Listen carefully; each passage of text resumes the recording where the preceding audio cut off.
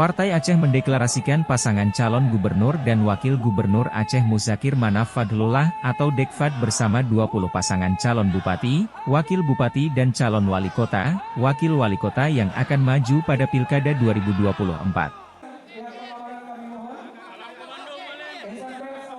Deklarasi calon kepala daerah yang diusung Partai Aceh berlangsung di Taman Ratu Safiatuddin Banda Aceh Minggu 25 Agustus. Sekjen Partai Aceh Kamarudin Abu Bakar mengatakan, pasangan kepala daerah pilihan Partai Aceh sudah melalui proses seleksi panjang.